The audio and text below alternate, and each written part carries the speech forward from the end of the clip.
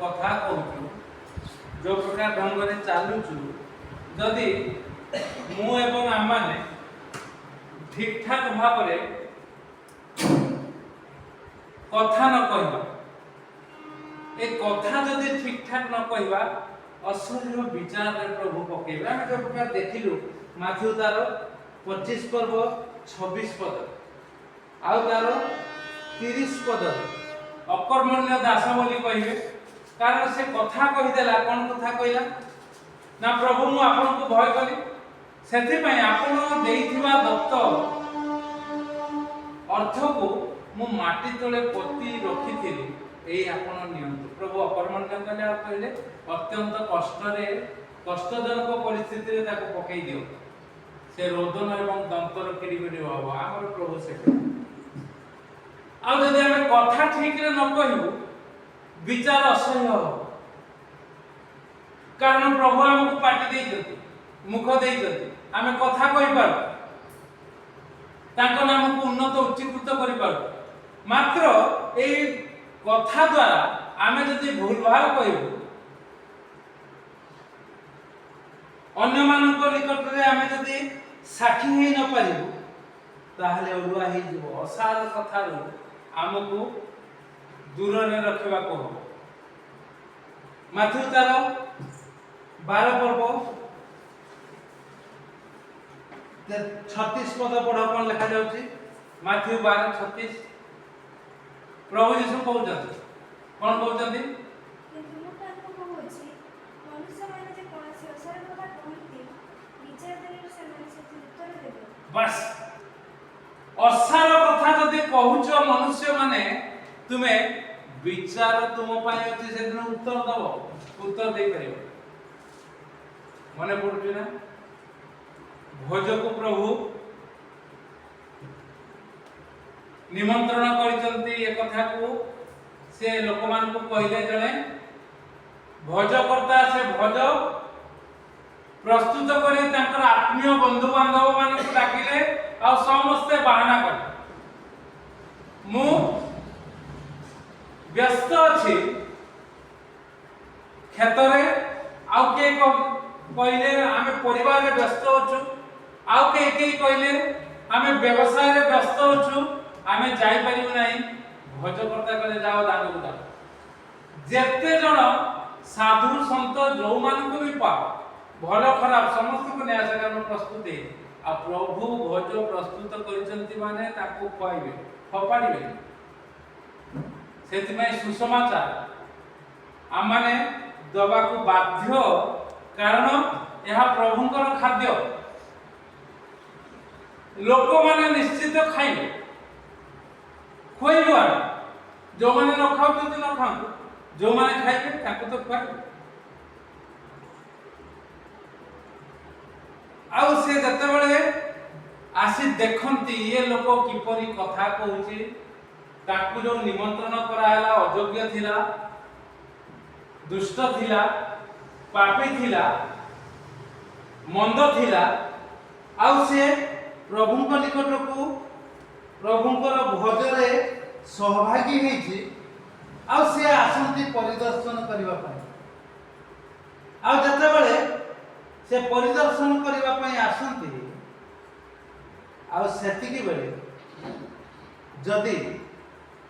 से उत्तर न दे पारिबो प्रभु कहले अरे तुमे भोजरे आसीछ काई तुमे भलो लुगा तो पिंदी के आसीनो हां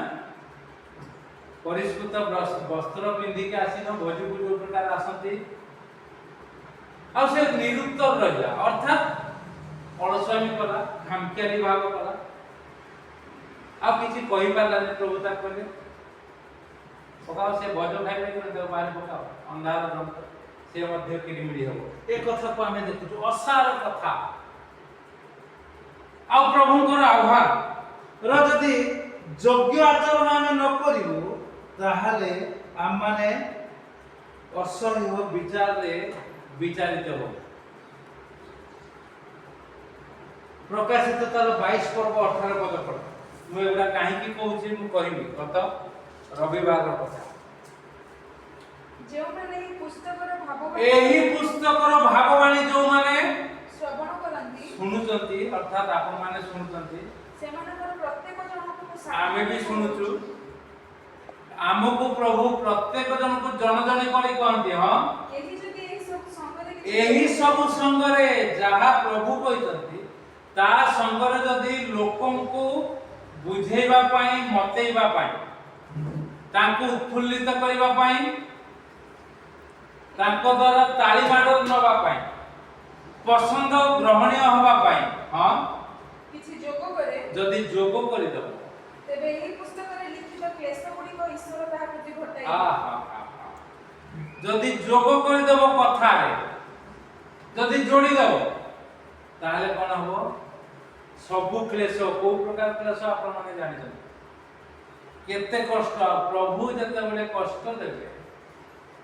जगतर कौनसी शक्ति नहीं आउ से कष्ट को लाघव करी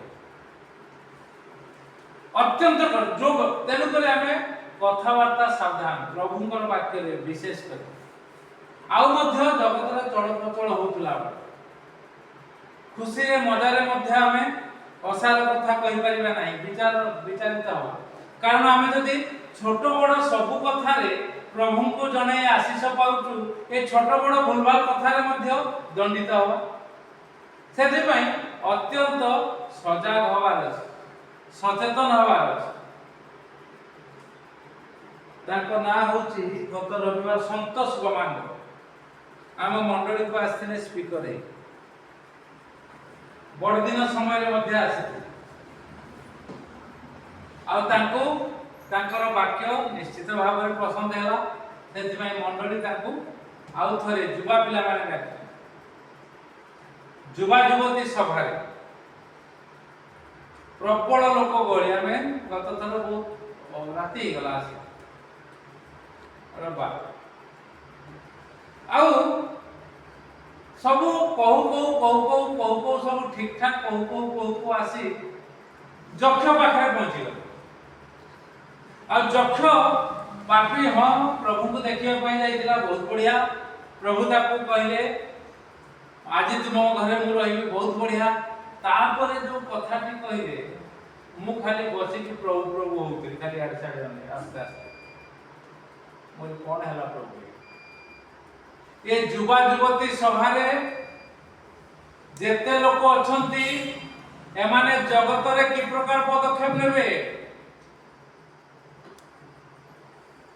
आ तापरे ए शीर्षक दे आज रो साक्ष्य मु ताकर अन्य वीडियो गुडा को मध्ये देखुतली सप्ताह भीतर केवल तांकु नहे ताकर नहे आउ जने मध्ये आ मु देखुतली ताकर प्रचार रे पश्चिमांचल रे बहुत लोक वाक्य अधिक अपेक्षा अधिक सब हस मजा थटा विचार हो काहे कि प्रभु हमको जो वाक्य दे जति अल्प हो लोक मान को हम काहे कि से खाद्य भरपूर मजा रे खुआई न आ से कहू कहले जक्ष कहला हे प्रभु जहा पाखरु मु अन्याय रे किछि जदि नै थाए ताले ताको 4 गुण फेरे देबी आ जदि लक्ष टका से नै थिवो 4 लक्ष कोठु आनिबो जदि गोटिए गोटी नै थिवो से 4 कोटी कोठु आनिबो मु सेतेल को प्रमाद करली प्रभु प्रभु अरे जक्ष खजना आदायकारी हमर गोटे एकर जमी रे खजना केते 100 टका 200 टका भी होनी बोधे चल चल हां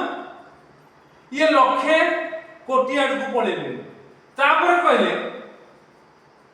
अर्थात से माने व्यक्तिगत भाव रे जाउ नांती प्रभुकर कथा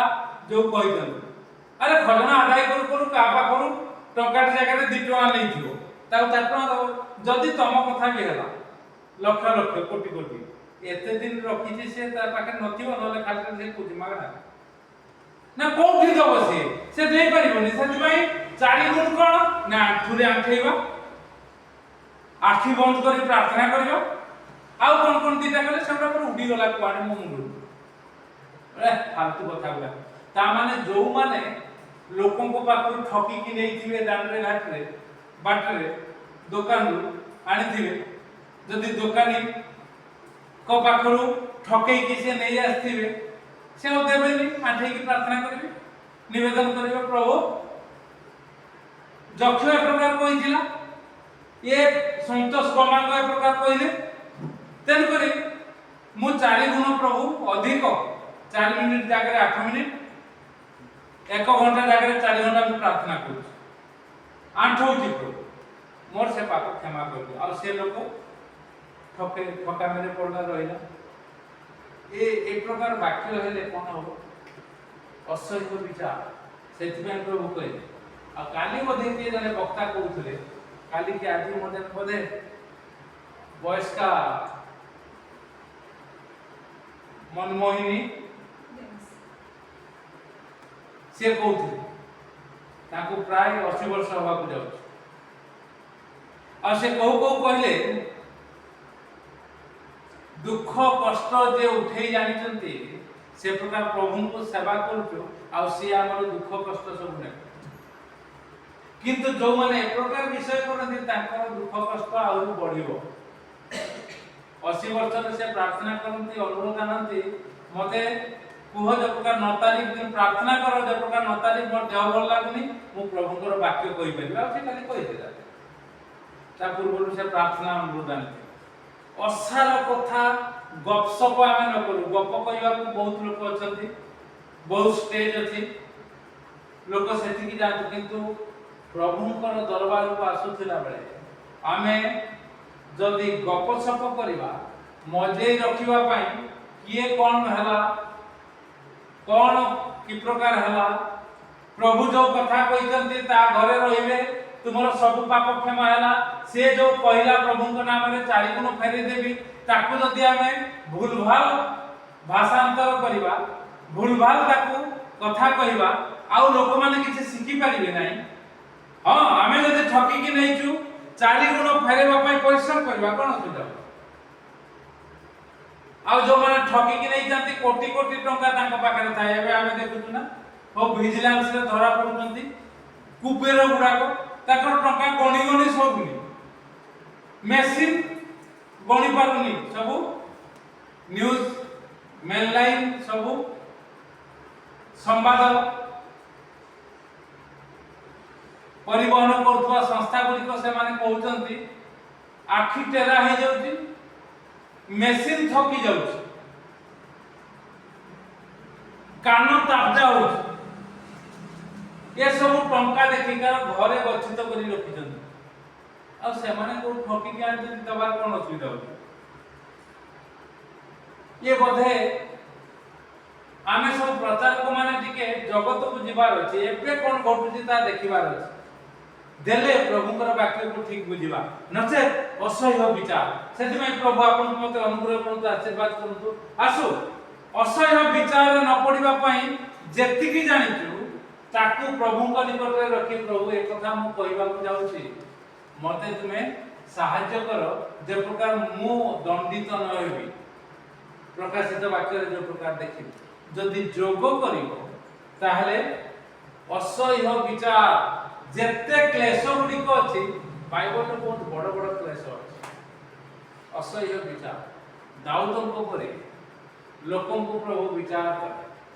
तांकर पुत्र मरिगला, से उपवास कले, तथापि तांकर पुओ को से फेरी पाइले ना। साउलଙ୍କ परी जने राजा तांकर पुओ आ निजे से माने प्रभुंकर दृष्टि रो बहुत दूर को पळेले, गर्व आसी गला, आउ शेषरे कहत होई से माने मर। पाउल जे अधिक चिताउ लिखिचंती, असह्य विचार तांको पई आसिला नूतन नियम रे। जने दक्ष, जने शक्तिशाली लोक आ से कि प्रकार भाव आंठे पड़े, अंधार दिशिला, आ कहले प्रभु तुमे किए, आ शेष पर्यंत से कष्ट पाई पाई संसार कले नहीं, प्रभुंको पाई से कष्ट सही सही शेष पर्यंत साक्षी हे, तापरे से ମୃତ୍ୟୁବରଣ କଲେ। ଏ ପ୍ରକାର ଅନେକ ବିଷୟ, କାରଣ ସେ ଜାଣିନଥିଲେ। ଆଉ ଯଦି ନ ଜାଣି ଆମେ ଭୁଲ ଭାଲ କରିବୁ ତାହେଲେ ପ୍ରଭୁ ଆମକୁ କ୍ଷମା ଦେବେ। ଯଦି ଜାଣିକି ଆମେ ତାହା କରିବୁ ତେବେ ପ୍ରଭୁ ଆମକୁ ଅତ୍ୟଧିକ କଷ୍ଟରେ ଆମମାନେ କହଦବ। ବୋଧେ ଲେଖାଯାଉଛି ଫିଲିପି ପୁସ୍ତକ ତାର 1 ପର୍ବ ପାଉଲ କହୁଛନ୍ତି, ପ୍ରଥମ ତିମୋଥୀ 1 ପର୍ବ 13 ପଦ ପାଉଲ କୁହନ୍ତି କ'ଣ ଅତି ସ୍ପଷ୍ଟ, ସେ ଦୟା ପାଇଲେ, ଅନୁଗ୍ରହ ପାଇଲେ। କାରଣ କ'ଣ? ପ୍ରଥମ ତିମୋଥୀ 1 ପର୍ବ 13 ପଦ ନାଇଁ, ଯଦ୍ୟପି ମୁଁ ପୂର୍ବେ ମୁଁ ଏ ପ୍ରକାର କରୁଥିଲି, ନିନ୍ଦା କରୁଥିଲି, ତାଡ଼ନା କରୁଥିଲି, ଅତ୍ୟାଚାର କରୁଥିଲି, କିନ୍ତୁ ମୋ ଅବିଶ୍ୱାସ ହେତୁ ଅଜ୍ଞାନପଣରେ କରୁଥିବାରୁ ମୁଁ ବୃଦ୍ଧ ଯାଇଗଲି। ଫିଲିମନ ପୁସ୍ତକରେ ଲେଖାଯାଉଛି ମୁଁ ବୃଦ୍ଧ ପାଉଲ। ଅଜ୍ଞାନପଣରେ କରୁଥିବାରୁ ମୁଁ କ'ଣ ହେଲା? ଦୟା ପାଇଲି ବୋଲି। ଦୟା ପାଇବା ପାଇଁ ଅସାର କଥାରୁ ନିଜକୁ ରକ୍ଷା କରନ୍ତୁ। ଏବେ ସିନା କିଛି ହଉନି ବାବୁ, ଆଉ ଯେତେବେଳେ ଦୟା ଭିକ୍ଷା କରିବ ପ୍ରଭୁ ଆଦୌ ଶୁଣିବେ ନାହିଁ, ଆଦୌ ଶୁଣିବେ ନାହିଁ। ନ ଜାଣିକି କଲେ ପ୍ରଭୁ କ୍ଷମା କରିବେ, ଆପଣମାନେ ବି କ୍ଷମା ମାଗିବେ। କିନ୍ତୁ ଆପଣମାନେ ବାକ୍ୟ ଶୁଣିକି, ବାକ୍ୟ କହି, ପ୍ରଚାର କରି ଯଦି ଆମେ ଏ ପ୍ରକାର କଥା କହିବୁ, ଉତ୍ପାତ ଗୁଡ଼ିକ ଏ ପ୍ରକାର ହବ, ଆମମାନେ ନିଜେ ଦଣ୍ଡିତ ହବା, ଦୟା ପାଇବା ନାହିଁ। ସେଥିପାଇଁ ଅସାର କଥାରେ ଆମେ ମନ ନ ଦେଉ। ଯୋଉଠି ଅସାର କଥା ଅଛି, ଯୋଉ ପ୍ରକାର ଆପଣମାନେ ଶୁଣିଲେ ମୁଁ ଖାଲି ପ୍ରଭୁ ପ୍ରଭୁ ହଉଥିଲି, ପ୍ରଭୁ ଏଇଟା କି ପ୍ରକାର, ସେମିତି ହୁଅନ୍ତୁ। ବସିବା, ଶୁଣିବା, ଦେଖିବା, କିଛି ଅସୁବିଧା ନାହିଁ। ପ୍ରଭୁଙ୍କ ନିକଟରେ ନିବେଦନ କଲେ ପ୍ରଭୁ ଆପଣଙ୍କୁ ଚିନ୍ତା ଦେବେ, ଯୋଉଟା ଠିକ କଥାକୁ ତାକୁ ପ୍ରକାଶ କରିବା ପାଇଁ। ବେଳେ କାଳେ ଯଦି ତାଙ୍କ ପାଖରେ ପହଞ୍ଚିଯିବ, ସେ ପ୍ରଚାରକ ମହାଶୟ ମଧ୍ୟ ତାହା ଜାଣିବେ, ଆଉ ତାପରେ ନିଜକୁ ସୁଧାରି ଦେବେ। ଆପଣମାନେ ଆଶୀର୍ବାଦ ପାଇବେ, ସେ ମଧ୍ୟ ଆଶୀର୍ବାଦ ପାଇବେ। ପ୍ରଭୁ ଆମକୁ ଏ ଚିନ୍ତାରେ ଆଶୀର୍ବାଦ କରନ୍ତୁ। ଆସୁ ଅସାର ବିଷୟରେ ମନୋଯୋଗୀ ନ ହେଇ ଯାହା ପ୍ରଭୁ କହିଛନ୍ତି ତାକୁ କି ପ୍ରକାର ପାଳନ କରିବୁ, ଆଉ ତାକୁ କି ପ୍ରକାର ପରିବେଷଣ କରିବୁ ଲୋକମାନଙ୍କ ନିକଟରେ, ଏଇ ଚିନ୍ତାରେ ଆମେ ଆଗକୁ ଯାଉ। ପ୍ରଭୁ ଏଇ ଚିନ୍ତାରେ ଆମକୁ ଆଶୀର୍ବାଦ କରନ୍ତୁ। ଆମେ